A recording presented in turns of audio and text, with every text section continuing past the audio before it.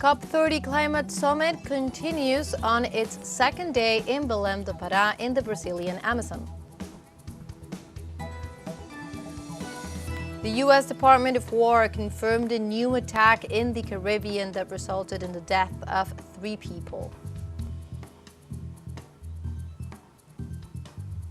And Palestine denounces at least 340 attacks by the occupation forces and Israeli settlers against farm workers during the oil harvest. Hello and welcome to From the South. My name is Belén de los Santos, and from the teleSUR studios in Havana, Cuba, we'll begin with the news.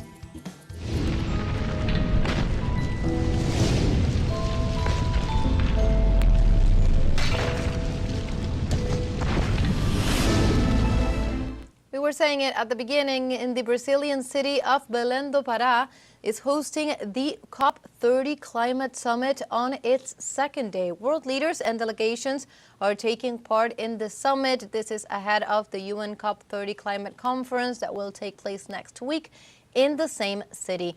The objective is to foster agreements on climate action to move into concrete implementation of proposals to counter the climate crisis.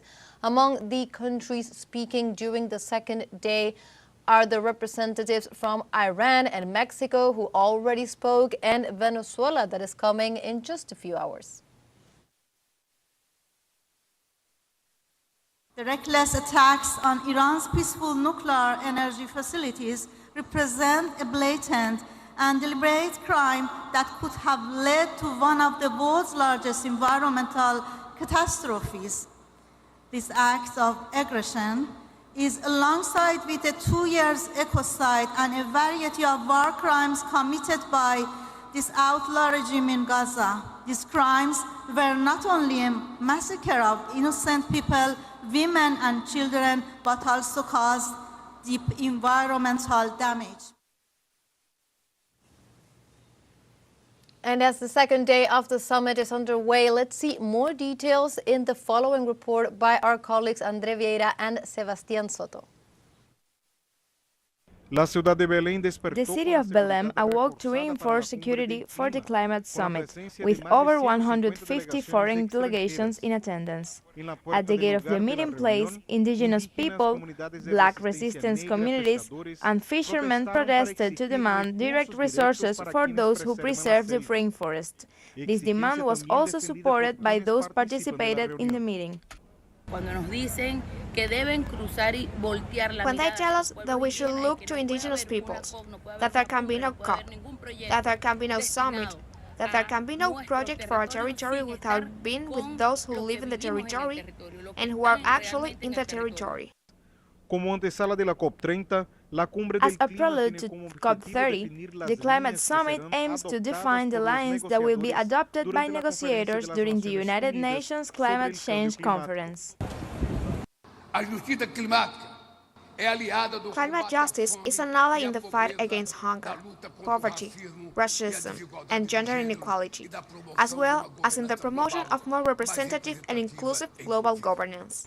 2024 was the hottest year in history, exceeding the limit of 1.5 degrees above pre-industrial levels.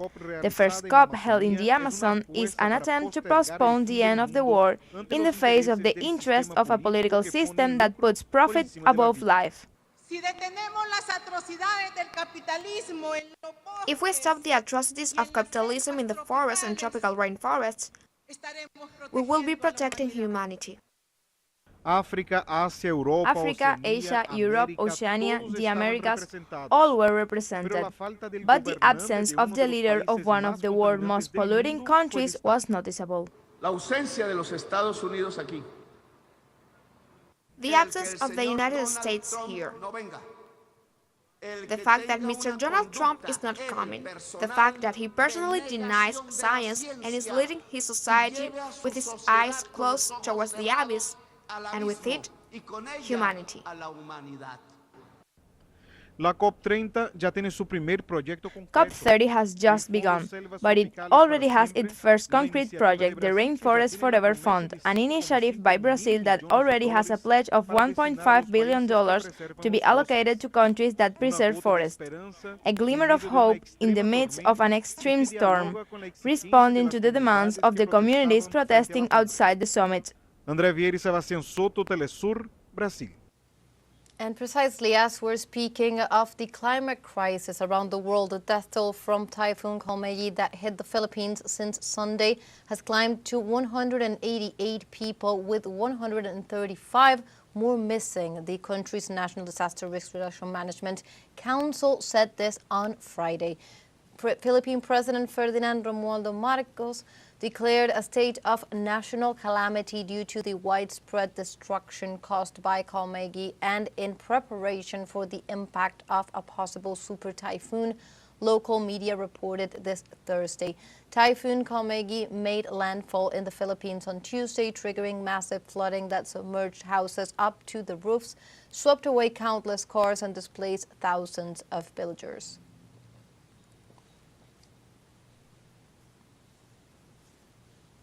Meanwhile, in Vietnam, Typhoon Kaomegi lashed with fierce winds and torrential rains after it made landfall, knocking over trees and damaging buildings in Gia Lai province on Friday. Vietnamese state media reported 2 deaths in Gia Lai and Dak Lak provinces. Authorities said that over 537,000 people were evacuated, mainly by boat, as floodwaters rose and landslides loomed. Vietnam's central provinces were already reeling from floods due to record-breaking rains. Kaomegi is forecast to dump over 24 inches of rain in some areas. We go now to Cuba, as the President Miguel Díaz-Canel expressed his gratitude to his Colombian counterpart, Gustavo Petro, for the humanitarian aid that was sent to those affected by Hurricane Melissa. During the National Defense Council meeting, the authorities also reported that 11 million of the 74.2 million contemplated in a UN action plan were conceived thanks to contributions from nations such as Germany, Norway, and Canada. In addition, the president noted that the toughest stage is now beginning, characterized by the understandable desperation of the population in the face of the persistent lack of the basic services. He also emphasized that to guarantee medical assistance, especially in areas that are difficult to access, 33 medical surgical brigades remain deployed in several eastern provinces.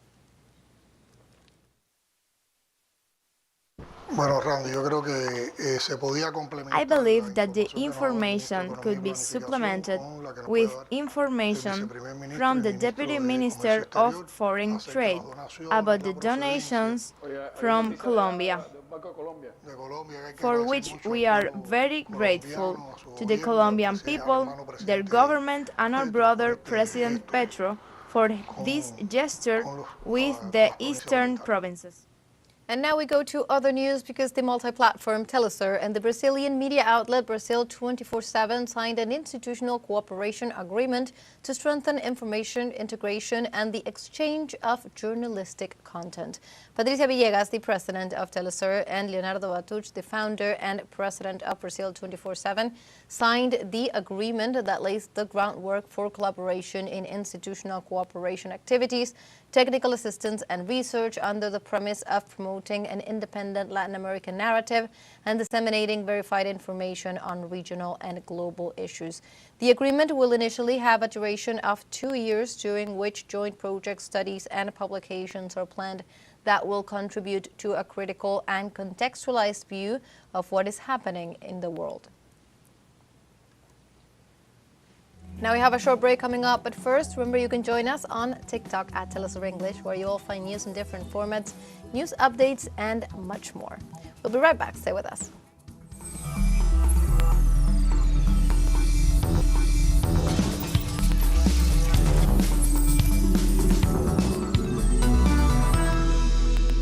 Welcome back from the south. We continue with more information. The U.S. Department of War confirmed a new attack in the Caribbean that resulted in the death of 3 people. This as part of Washington's aggression in the region under the pretext of a supposed fight against drug trafficking.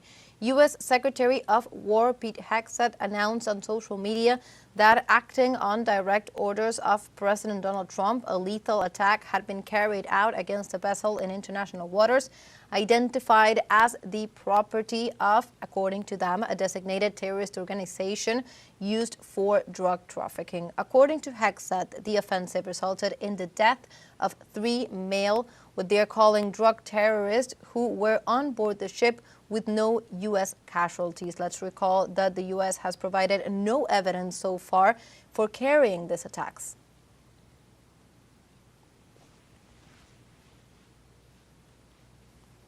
And meanwhile, the president of Venezuela, Nicolás Maduro Moros, emphasized that despite all the aggression from the U.S. government, Venezuela will continue to work towards the integration development of all the sectors of Venezuelan society. In this regard, during his visit, the head of state reiterated the call for direct democratic consultation on November 23rd. The objective of holding this day of discussion on these projects is to guarantee the active participation of the people in the selection of commune projects. Therefore, President Nicolás Maduro also instructed the members of the Bolivarian Armed Forces of Venezuela to accompany the people's power in this debate process and to reinforce the synergy between the military, the people, and the police. The president also praised the country's defense system as the fundamental shield to combat and neutralize the constant foreign threats and attacks that seek to disturb the peace of the people. They believe that life is a bad Hollywood movie where they, the supremacists, Rambo, they all win and we are always the bad guys. They are the good guys. With all that they do, they bomb, they despise, they kill. And always the Latinos, the Mexican, the Colombians, the Venezuelans, the Caribbean, the Africans, we are the bad guys in their movies. They can have their bad movies.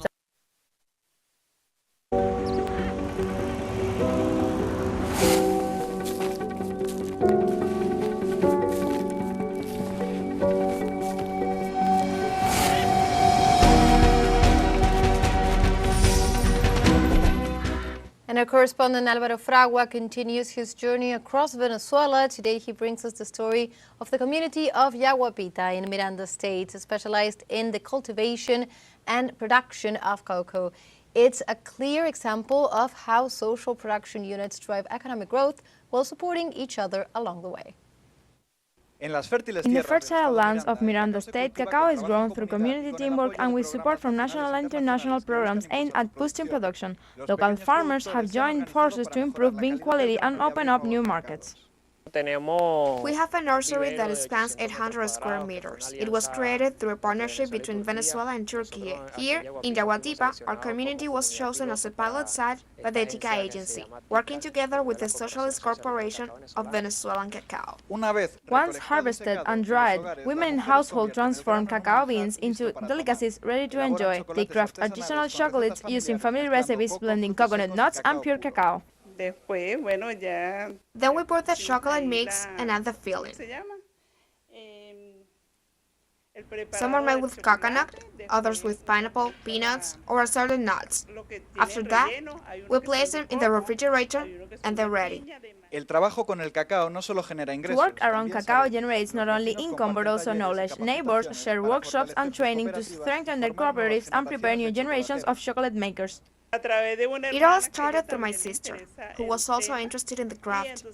She took a course, learned the process, and then taught me. That's how we began, and here we are today.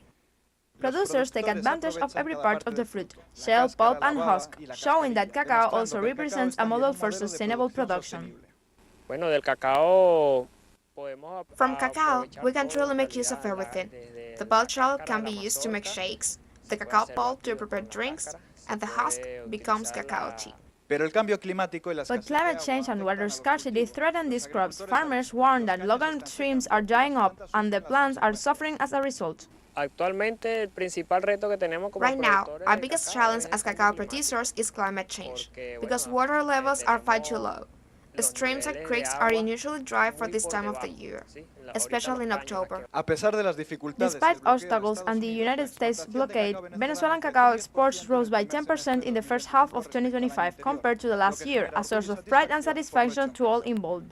Obviamente que sí se siente una Of satisfacción course, there's an enorme enormous sense of satisfaction, y and that goes beyond eso va earnings, aparte de beyond la the money. ganancia. Aparte That's the del feeling dinero, of también trae fulfillment, esa something satisfacción that truly que es lo que fills nos us llena como as ser human humano. beings.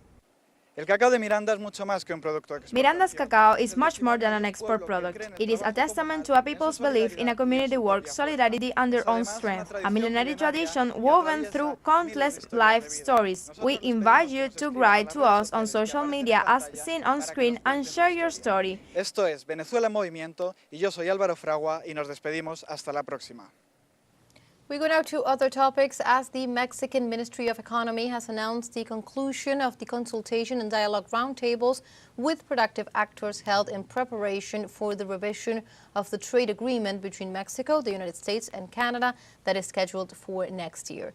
The working groups provided space for direct dialogue to identify the priority issues that Mexico will promote in the review of the regional agreement. As a complement to the sectoral meetings, the Ministry of Economy distributed a questionnaire to gain a deeper understanding of the proposals from the private sector and the federal entities, and the response was overwhelming. To date, over 2,000 responses have been received from state consultations and about 500 from direct representatives of the productive sectors that make up the Mexican economy. And in the United States, the Federal Aviation Administration, the FAA, announced a 10% reduction in air traffic at 40 high-traffic airports starting on Friday, this as a result of the partial shutdown of the federal government. Transportation Secretary Shane Duffy justified the reduction in flights on the grounds of air traffic control safety and stated that these measures are being implemented to prevent the situation from worsening. For his part, the FAA Administrator Brian Bedford indicated that the reduction is scheduled capacity is appropriate in order to relieve pressure on air traffic controllers. Since the beginning of the partial shutdown of the federal government, approximately 13,000 air traffic controllers and at least 50,000 port security agents have stopped receiving their salaries.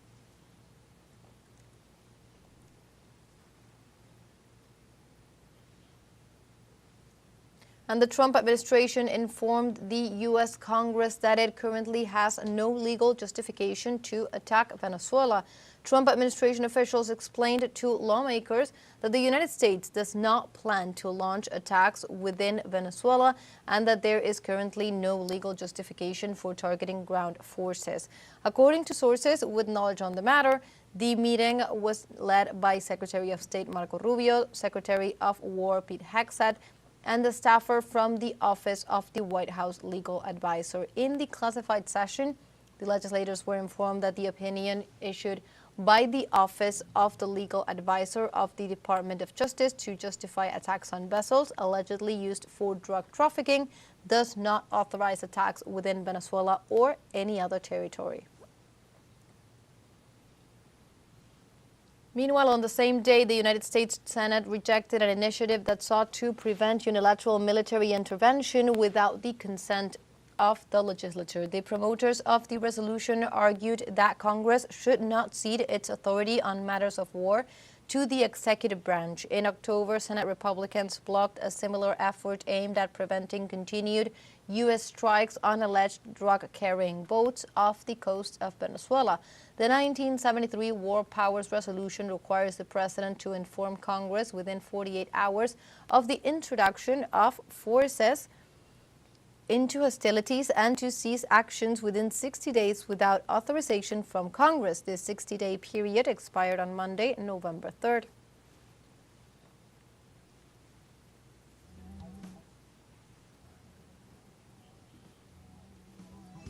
Now we have a short break coming up, but before, we invite you to visit our Facebook page at teleSUR English. There you'll be able to watch our top stories, special live coverages, and much more.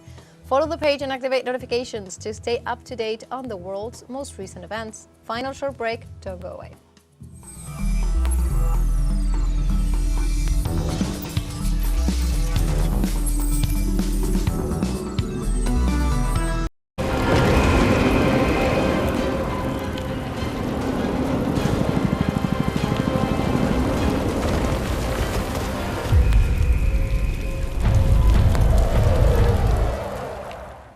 Welcome back. We continue with more information. Palestine denounces at least 340 attacks by the occupation forces and Israeli settlers against farm workers during the olive harvest in the West Bank. The Colonization and War Resistance Commission explained that the documented attacks ranged from physical violence and arrests to restrictions on freedom of movement, preventing access to land, intimidation, and even direct shootings.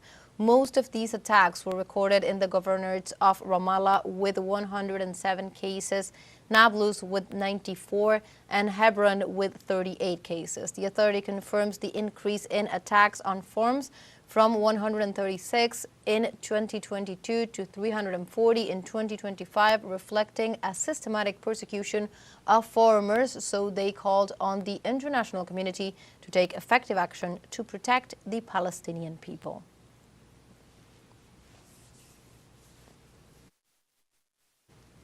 The World Health Organization announced a plan to restore vital medical care, including vaccinations for thousands of children in the Gaza Strip. The initiative will begin next week and will focus on serving approximately 44,000 children who have been deprived of essential health services for almost 2 years. At the same time, and in support of this massive campaign, the WHO is committed to reconstructing the healthcare infrastructure. The organization specified that 20 health centers that were damaged or destroyed are being actively rehabilitated in order to restore the healthcare network in Gaza.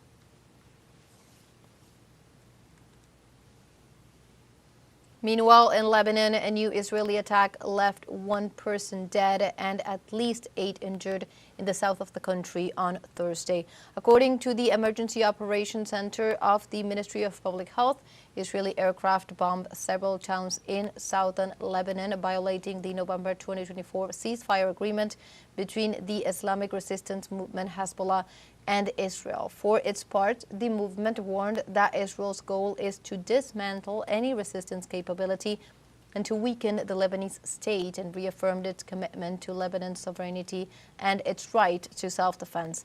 Meanwhile, Lebanese authorities denounced that these new attacks constitute a flagrant and serious violation of the ceasefire agreement negotiated last November.